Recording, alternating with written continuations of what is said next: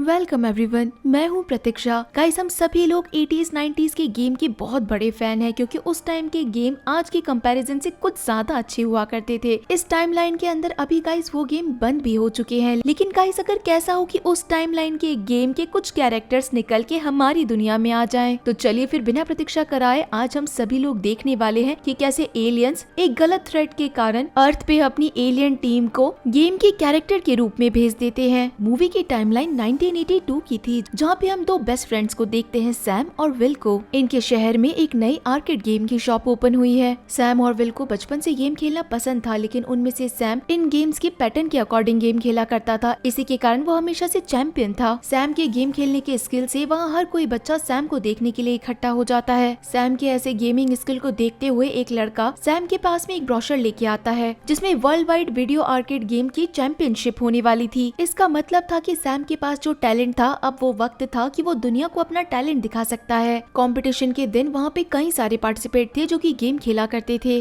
Sam के सामने एक लड़का खड़ा था जिसका नाम लर्डलॉफ था। उसका कोई भी दोस्त नहीं था। तब सैम उसे अपने ग्रुप में मिला लेता है। लर्डलॉफ को लेडी लीजा बहुत पसंद है, जो कि उसके बचपन की ड्रीम गर्ल है। कंपटीशन के अंदर एक और खास मेहमान था। इस छोटे पैकेट का नाम एडी था। एडी को भी आर्केड गेम खेलना बहुत पसंद था और वो कई सारे गेम्स का चैंपियन भी था। लेकिन एडी की यहाँ पे एक बहुत बड़ी क्वालिटी सामने आई है। वो हद से ज्यादा ईगोस्टिक है और खुद को ओवर स्मार्ट समझता था। आर्केड गेम को स्टार्ट करने से पहले यहाँ पे होस्ट बताते हैं कि जो भी गेम खेला जाएगा इन सब की रिकॉर्डिंग होगी, और यहाँ पे पहले से ही नासा के साइंटिस्ट के साथ में Guinness book of world record वाले भी लोग आएंगे। नासा वाले इन सारी रिकॉर्डिंग्स को एक स्पेस प्रॉप में डाल के स्पेसशिप से स्पेस में भेज देंगे, ताकि अगर उन वीडियोस को कोई भी देखे, स्पेस में अगर कोई भी हो तो उन्हें अर्थ पे लिविंग सिस्टम के बारे में पता चले। कंपटीशन स्टार्ट होने के बाद में सारे बच्चों को अलग अलग गेम दिए जाते हैं। इन सब में से जीतने वाले बच्चे आगे आते जाते हैं और लास्ट फाइनल के अंदर सैम और एडी का मुकाबला था। सैम पहले से ही डंकी कॉन्ग का स्पेशलिस्ट था, लेकिन गेम स्टार्ट होने के बाद में दोनों ही काफी अच्छा गेम खेल रहे थे। एक टाइम ऐसा आता है जब एडी को लगता है कि शायद सैम जीत जाएगा। इसी कारण वो सैम का ध्यान डिस्ट्रैक्ट करने के लिए उसे कुछ ऐसी बातें बोलता है जिससे कि सैम का ध्यान गेम से हट जाता है। सैम सारे गेम पैटर्न से खेला करता था, लेकिन एडी के ध्यान डिस्ट्रैक्ट करने के कारण सैम का ध्यान गेम से हट जाता है और सैम हार जाता है। एडी वर्ल्ड चैंपियन बन चुका था और गेम जीतने के साथ में वो सभी को कहता है कि मेरे सामने कोई नहीं टिक सकता। लेकिन सैम के दोस्त विल को पता था कि एक दिन सैम अपना टैलेंट जरूर दिखाएगा, जिसके बाद कहानी कई सालों आगे बढ़ जाती है, जहाँ पे विल अब प्रेसिडेंट बन चुका है। लेकिन सैम, जो कि सबसे ज्यादा टैलेंटेड था, वो एक कंपनी के अंदर इलेक्ट्रॉनिक प्रोडक्ट्स को इंस्टॉल करने का काम करता है। इन दोनों की प्रोफेशन में इतने गैप होने के बावजूद भी आज इन दोनों की दोस्ती पहले जैसी ही थी। यहाँ हमें कुछ चीजें और पता चलती है कि विल को भी कोई पसंद नहीं करता था, यानी कि वो एक ऐसा प्रेसिडेंट था जिसकी कोई बात नहीं सुनता था। गुआम लोकेशन पे एक स्पेसशिप को देखा गया। उस स्पेसशिप के अंदर से काफी सारे पिक्सल जेट निकल के बाहर आए। पिक्सल जेट किसी भी चीज को टच करती है या डिस्ट्रॉय करती है तो वो सारी चीजें पिक्सल के अंदर ही बन के गिरती है। इसी के बीच में जब आर्मी ये सारी चीजें आगे पहुंचाने की कोशिश करने वाली थी, तो ये पिक्सल आर्मी पे भी अटैक करती है और वहाँ के एक सोल्जर को अपने स्पेस में ले जाती है। सैम को एक नया काम मिला था। एक बच्चे के घर पे उसे काफी सारी चीजें इंस्टॉल करनी थी। दरवाजे पे जब बच्चा उसका वेलकम करता है तो बच्चा अपने आप ही बोलने लगता है कि उसके मदर और फादर का अभी अभी ब्रेकअप हुआ है। उसके फादर ने उसकी मदर को 19 साल की लड़की के लिए छोड़ दिया। घर में आने के बाद जब सैम उस लड़की से बातें कर रहा था, तभी वहाँ पे उसकी मॉम भी एंटर करती है, जिसका नाम वॉयलेट था। वॉयलेट को देख के ऐसा कोई नहीं कह सकता कि किसी आदमी ने वॉयलेट को छोड़ के 19 साल की लड़की से शादी करी। इस चीज का सबसे बड़ा दुख तो सैम को हो रहा था। सैम का काम होने के बाद उसे वॉयलेट से पेपर पे साइन करवाना था, लेकिन इस टाइम वॉयलेट काफी परेशान होकर रो रही थी। सैम को लगा कि शायद मौके का वो फायदा उठा सकता है, लेकिन ऐसा कुछ नहीं होता और वॉयलेट उसे दूर भगा देती है, ये कहकर कि तुम आखिर करते क्या हो, मैं तुम्हारे साथ अपना फ्यूचर नहीं देखती। लेकिन सैम जाने से पहले ये जरूर कहता है कि अगर मैं कोई अमीर आदमी होता तो शायद आज तुम मुझे मना नहीं करती। इसका मतलब कि तुम सबसे ज्यादा लालची हो। सैम के पास में विल का कॉल आता है, जो कि उसे लाइट हाउस आने के लिए कहता है। यहाँ सैम जब रास्ते के अंदर जा रहा था तो उसे पीछे वॉयलेट की कार भी दिखती है। सैम को लगता है कि वॉयलेट उसका पीछा कर रही है, लेकिन असल के अंदर ये दोनों ही लाइट हाउस जा रहे थे। वॉयलेट एक कर्नल की पोजीशन पे थी, इसी कारण उसे लाइट हाउस बुलाया गया था। सैम जाके जब विल से पूछता है कि आखिर तुमने मुझे इतने अर्जेंट क्यों बुलाया है, तब विल उसे एक अटैक होने का वीडियो दिखाता है। सैम देखता है कि उस सैटेलाइट वीडियो के अंदर मिलिट्री के ऊपर किसी ने हमला किया है, और जिस चीज ने हमला किया है वो इम्पॉसिबल है। कंट्री के सारे हेड की इस जगह पे एक सीक्रेट सिक्योरिटी काउंसलिंग चल रही थी। विल यहाँ पे एक प्रेसिडेंट होने के साथ में इस चीज के लिए भी रिस्पॉन्सिबल है कि इस मीटिंग में कौन आ रहा है और कौन नहीं आ रहा है। जब सैम यहाँ पे एंट्री करता है तो यहाँ के हेड को सैम का आना यहाँ पे अच्छा नहीं लगता, लेकिन उसके बाद में सैम यहाँ पे एक्सप्लेन करना शुरू करता है। कि इस समय मिलिट्री पे जो हमला हुआ है वो गली का पैटर्न के अंदर हुआ है, जो कि एक आर्केड गेम का फॉर्म है। प्रेजेंट के अंदर जो गेम खेला जा रहा है वो 1986 का आर्केड पैटर्न है, लेकिन अभी जिसका हमला हुआ है वो उससे भी पुराने पैटर्न का है। यहाँ पे एक ऑफिसर कहता है कि यहाँ किसी तरीके का मजाक नहीं चल रहा है, लोगों के ऊपर अटैक हो रहा है और हम यहाँ पे गेम का डिस्कशन कर रहे हैं, तो इस आदमी को सबसे पहले यहाँ से बाहर निकाल देना चाहिए। हम लोगों को ये भी नहीं पता है कि अटैक किसने किया है। इस जगह का डिस्कशन अगर प्रेस के अंदर पता चल गया कि हम यहाँ पे गेमिंग डिस्कशन कर रहे हैं तो हर जगह हम लोगों की बदनामी होगी और ये गवर्नमेंट गिर जाएगी। घर जाने के समय पे सैम को अपना एक पुराना दोस्त लर्डलॉफ मिलता है, वो भी उसी की गाड़ी में, जो कि पूरे दिन भर से बैठा था। लर्डलॉफ अपने साथ में सैम को घर ले जाने के लिए आया था। ये दोनों जब घर आते हैं तो वो सैम को बताता है कि आज भी कंप्यूटर में काफी स्मार्ट होने के कारण वो किसी भी गवर्नमेंट साइट को हाइक कर सकता है। लास्ट नाइट जब वो कोई वीडियो क्लिप देख रहा था तब उसकी टीवी ने एक अननोन सिग्नल को पकड़ा और उसमें वही वीडियो थी जो कि 1982 में नासा के साइंटिस्ट ने स्पेस प्रॉप से स्पेस में भेजी थी। उन सारे वीडियोस को ओवरराइट कर लिया गया था और एक नया मैसेज बनाया गया जो कि हमारे लिए एक थ्रेट है, लेकिन सैम को ये बातें थोड़ी अनक्लियर थी। तब यहाँ पे लर्डलॉफ बताता है कि 1982 के अंदर जो वीडियो भेजी गई थी वो किसी एलियन स्पीशीज को मिल चुका है। वो सारी वीडियोस एलियंस ने देखी और उन एलियंस को लगने लगा कि हम लोगों ने वॉर के लिए एलियंस को धमकी दी है। ना तो वो हम लोगों की लैंग्वेज को समझ पाए और ना ही गेम के पैटर्न को समझ पाए, इसी कारण एलियंस अब वॉर करना चाहते हैं और वॉर करने के लिए उन्होंने एलियंस को आर्केड गेम के कैरेक्टर्स में बदल दिया है, जो कि अब पिक्सल में उतर के नीचे आ रहे हैं। उन्हीं पिक्सल्स की मदद से ये एलियन हमारी अर्थ पे कब्जा करना चाहते हैं। ये दोनों ही अब विल के पास में पहुंचते हैं और बताते हैं कि कैसे एलियन ने इन लोगों को धमकी दी है। साथ ही में उस लोकेशन के बारे में भी बताते हैं जहाँ पे अगली बार ये एलियंस हमला करने वाले हैं। लेकिन विल को पता था कि कोई भी इनकी ये बात नहीं मानेगा कि एलियंस ने एक वीडियो को भेजा है। असल के अंदर ये वीडियो एक छोटा बच्चा भी एडिट कर सकता है और कोई भी इन सब की बातों पे विश्वास नहीं करेगा। जिस समय विल इन लोगों की बात पे बिलीव नहीं कर रहा था उसी समय एलियन का सेकेंड अटैक हो चुका था। जो लोकेशन आई थी वो इंडिया के आगरा के ताजमहल की थी। पिक्सल के अटैक के कारण ताजमहल आधा टूट चुका था और इसी के साथ में वो रिवॉर्ड के लिए यहाँ के एक लड़के को भी अपने साथ ले जाते हैं। इस अटैक के बाद विल पूरी तरीके से क्लियर था कि सैम और लर्डलॉफ ने जो बात कही थी वो बिल्कुल सच है। इसी कारण वो अपने एग्जामिनेशन सेंटर के अंदर इन दोनों को ले आता है, जहाँ पे इनकी मुलाकात फिर से वॉयलेट से होती है। यहाँ पर अब वॉयलेट पिक्सल के बारे में भी बताती है कि आखिर वो कैसा है और उसके ऊपर क्या अटैक किया जाएगा, तब जाके उसे डिस्ट्रॉय किया जा सकता है। विल यहाँ पे इसी टेक्नोलॉजी को बढ़ाने के बारे में कहता है कि इसी की अब रे गन्स बना दी जाए। उस रे गन के अंदर से लाइट फोर्स निकलती है और इसी लाइट गन से पिक्सल को पूरी तरीके से बर्बाद किया जा सकता है। अब जो नेक्स्ट लोकेशन थी वो किसी दूसरी कंट्री की थी, इसी कारण विल दूसरी कंट्री के प्रेसिडेंट के पास पहुंच जाता है। ये सारे लोग एक साथ में मीटिंग करने बैठे थे। ये अटैक लंदन के एक पार्क में होने वाला था, लेकिन लोगों को ये बात नहीं बताई जा सकती थी। शूटिंग के नाम पे लोगों से पार्क खाली करवा दिया जाता है। यहाँ पे फोर्स को ट्रेनिंग जो दी जाने वाली थी, असल के अंदर उस ट्रेनिंग को बदल के सैम यहाँ पे गेमिंग ट्रेनिंग देने लगता है कि आप सब लोगों को गेम खेलना है, वो भी अब तक का सबसे बेस्ट गेम, सिर्फ और सिर्फ पैटर्न्स पे ध्यान रखना है।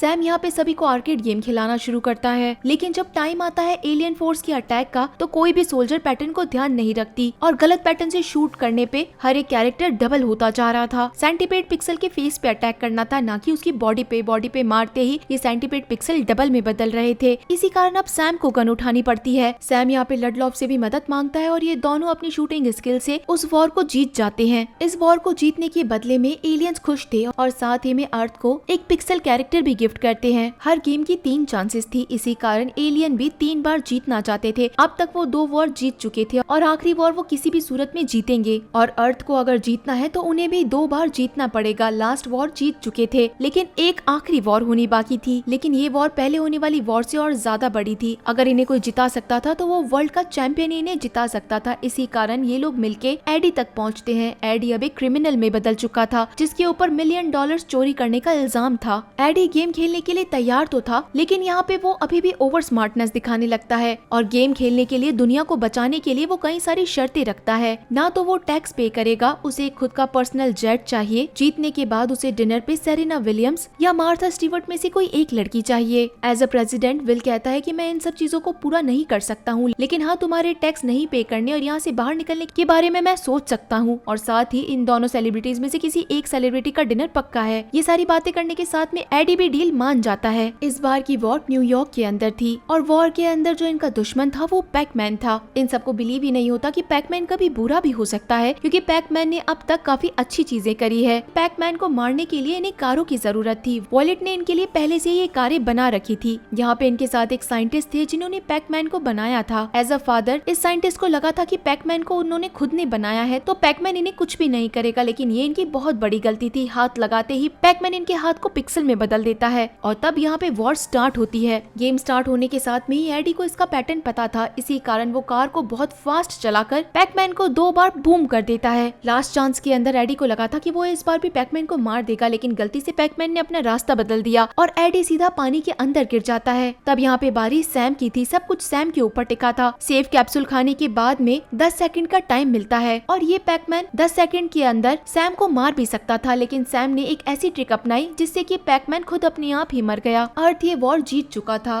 और एज अ रिवॉर्ड इन लोगों को एक नया पिक्सल कैरेक्टर क्यूबर्ट मिलता है। टाइम था अब अर्थ के बचने के बाद सेलिब्रेशन का। डील के अकॉर्डिंग एडी से मिलने के लिए सेरेना विलियम को भेजा जाता है। सेरेना यहाँ पे सिर्फ इसलिए आई थी क्योंकि उसे इस डील के बदले एक आइलैंड मिल जाता। पार्टी में जब सारे बच्चे इन विनर्स को ट्रिब्यूट दे रहे थे तभी यहाँ पे एक वीडियो प्ले होती है जो कि उन एलियंस की थी। एलियंस बताते हैं कि इंसानों ने पैकमैन के गेम में चीटिंग की है। साफ तौर पे एलियंस इस तीसरी वॉर को भी जीत गए हैं। जीतने के कारण अब हम एलियंस तुम्हारे अर्थ को डिस्ट्रॉय करने वाले हैं। कल की डेट में तुम्हारे पास हमारी पूरी फोर्स आएगी। किसी को समझ नहीं आता कि आखिर ये गलती किसकी है। सब लोग सैम के ऊपर भड़कते हैं कि आखिर उसने ऐसा कौन से पैटर्न से गेम खेला जिससे कि एलियन जीत गए, लेकिन हमें बाद में पता चलता है जब एडी यहाँ से भाग रहा था कि ये गलती एडी की है और इस बात को वॉयलेट के बेटे ने पता लगाया क्योंकि उसके पास में एडी के ग्लासेस थे। एडी के ग्लासेस में चीट नोट लिखे हुए थे। उसी चीट नोट के जरिए एडी हमेशा जीत जाया करता था। इससे पहले भी एडी कोई भी चैंपियनशिप जीता है तो वो चीट कोड के जरिए ही जीता है। रिवॉर्ड के तौर पे एलियंस अपने साथ में वॉयलेट के बेटी को भी ले जाते हैं। अगले दिन एलियंस अपनी फोर्स को पिक्सल्स के अंदर बदल के अटैक करवा देती है। हर तरफ पिक्सल कैरेक्टर्स थे और वो हर चीज को डिस्ट्रॉय कर रहे थे। यहाँ एक कैरेक्टर की और एंट्री होती है, यानी कि लेडी लीजा की, जो कि लर्डलॉफ की ड्रीम गर्ल थी। लेकिन लर्डलॉफ अपनी ड्रीम गर्ल से कैसे लड़ सकता था, इसी कारण वो लेडी लीजा के सामने घुटने टेक देता है और कहता है कि तुम मुझे मार दो, मैं तुम्हारे हाथों मरने पे बहुत खुश रहूंगा।